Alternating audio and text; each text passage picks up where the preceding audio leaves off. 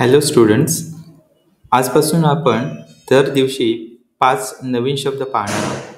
ज्या नवीन शब्दांचा उपयोग आणि त्याचं महत्त्व वाक्य बनवताना किती असेल आणि आपण त्याचं वाक्य बनवताना कशाप्रकारे वेगवेगळ्या ठिकाणी वेगवेगळा वापर, त्याचा अर्थ कसा बदलतो, हे प्रत्येक दिवशी 5 शब्दांबरोबर आपण पाहणार आहोत. मग आजचे 5 शब्द म्हणून आपण 5 क्रियापदं घेऊया. जी 5 क्रियापदं टू बीची असतील. To be. बाळांनो, टू बीची 5 जी क्रियापदं आहेत, ती क्रियापदं काळामध्ये खूप महत्त्वाची असतात. अशावेळी काळामध्ये ज्यावेळी एखादी क्रिया सुरू आहे हे दाखवायचं असेल, म्हणजे एखादी क्रिया कंटिन्युअस आहे किंवा सुरू आहे, म्हणजे आत्ता मी तुमच्याशी बोलतोय ना, म्हणजेच ती क्रिया सुरू आहे. मग अशी जी क्रिया सुरू असणे म्हणतो, हे दाखवण्यासाठी टू बीची ही सर्व रूपे वापरली जातात. ह्याचा वापर का केला जातो? तर क्रिया सुरू आहे ते सांगण्यासाठी. सुरू आहे ते सांगणे. ते सांगणे. ओके. म्हणजे आपल्याला याचा वापर कळला की क्रिया सुरू आहे ते सांगणे. आता बाळांनो, क्रिया सुरू आहे हे आपण कोणत्या काळामध्ये सांगतो? एक म्हणजे वर्तमान काळ, एक म्हणजे भूतकाळ आणि भविष्यकाळ. आता आपण ते कसं सांगतो? तर मी तुमच्याशी बोलत आहे. बोलत आहे म्हणजे तो काळ कोणता आहे? वर्तमान काळ आहे. बोलत आहे म्हणजेच तो काळ कोणता आहे? वर्तमान काळ आहे. समजा मी हेच वाक्य असं म्हटलं, बोलत होतो, तर तो काय होणार? भूतकाळ होणार. आणि तिसरं वाक्य मी म्हटलं की बोलत असेन. बोलत असेन, तर तो कोणता काळ होणार? भविष्यकाळ होणार. आतापुरतं मी हे भविष्यकाळी वाक्य खोडतो, कारण टू बीची रूपं फक्त वर्तमान काळात. हा वर्तमान काळ आहे आणि हा आहे भूतकाळ.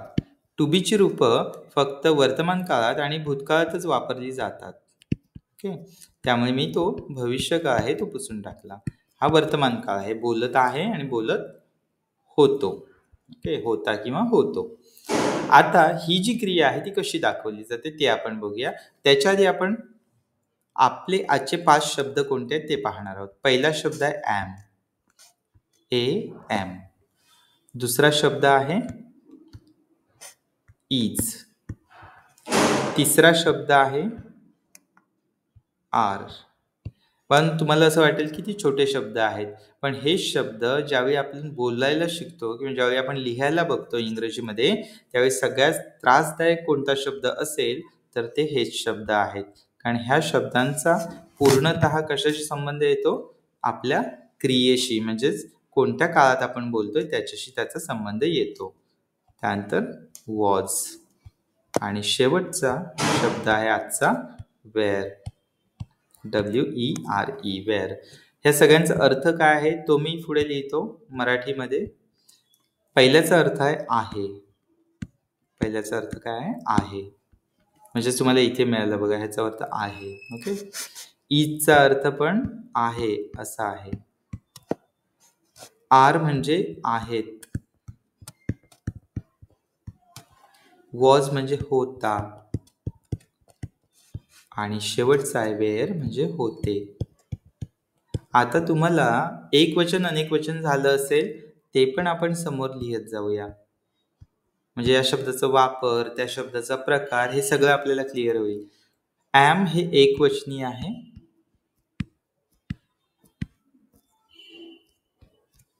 इज हे पण एकवचन आहे.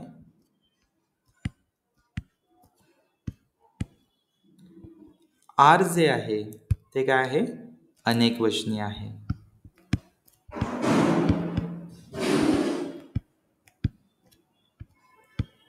त्यानंतर वॉज हे एकवचन आहे. काही लहान मुलं हे व्हिडिओ पाहत असतील तर त्यांना एक सांगतो, एकवचन म्हणजे बाळांनो एक. एकवचन म्हणजे एक व्यक्ती, एक वस्तू, एक गोष्ट, एक पशु, एक प्राणी. अनेक वचन म्हणजे एक पेक्षा जास्त, 2 माणसं, 2 प्राणी, 2 गोष्टी, 2 डेस्क बेंचेस, 2 गाड्या, हे अनेक वचन झालं. ओके. म्हणजे तुम्हाला समजेल की एकवचन आणि अनेक वचन. मग इंग्लिशमध्ये याला काय म्हणतात? सिंग्युलर आणि याला म्हणतात प्ल्युरल. ओके, एक वचन म्हणजे सिंग्युलर आणि अनेक वचन म्हणजे प्ल्युरल. हे आहे अनेक वचन. अनेक वचन एक आणि अनेक याच्यावरून आपल्याला समजलं पाहिजे. ओके, आता पुढे जाऊया आपण आणि याचं वाक्यात रूपांतर बघूया आपण. आता ह्या सगळ्यांचं वाक्यात रूपांतर करताना कसं करायचं आहे ते बघूया. I am working. एक वाक्य झालं. मी काम करत आहे. Mohan is working. म्हणजेच काय, मोहन काम करत आहे. They are working.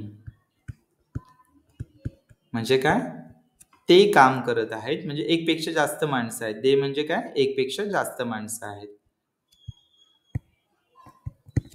Meenal was working.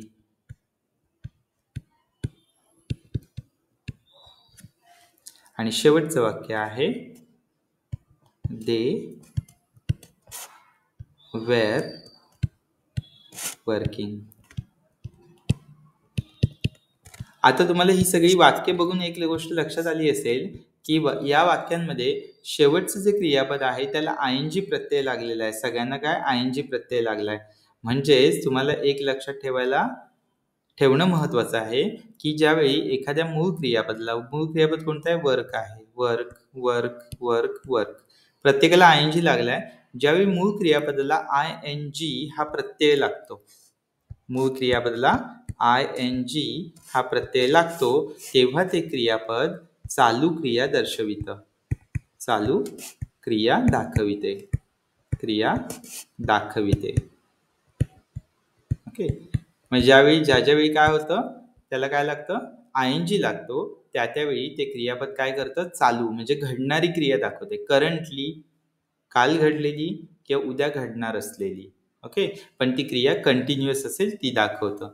मग अशा वेळी आपल्याला एम इज आर हे वर्तमान काळामध्ये आपण वापरतो आणि वॉज आणि वेअर आपण भूतकाळामध्ये वापरतो.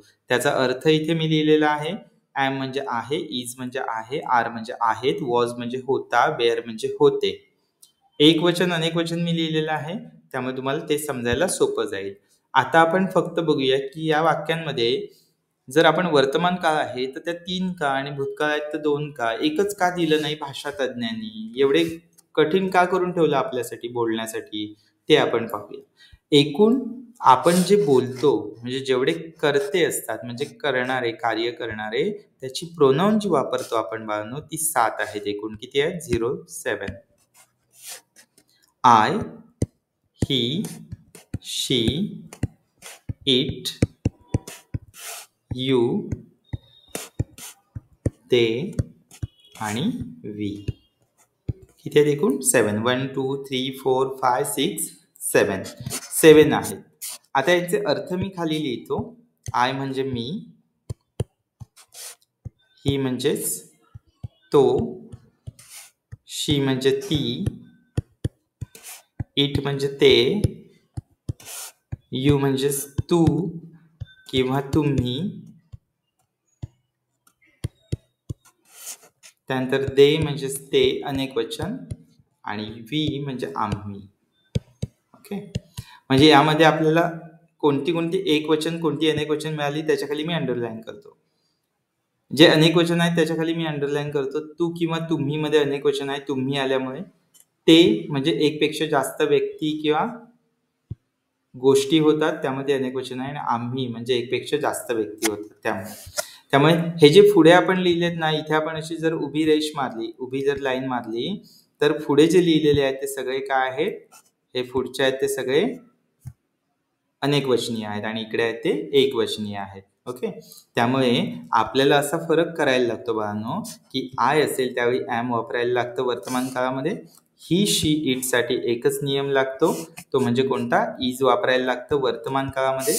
मी इकडे लिहितो वर्तमान काळ आणि इकडे लिहितो भूतकाळ.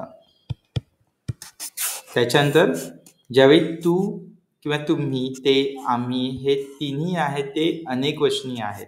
त्यामुळे ह्या तिघांसाठी आपल्याला वापरायला लागतं आर. तसंच खाली आलो तर भूतकाळामध्ये आपल्याला 2 पर्याय आहेत, वॉज किंवा वेअर.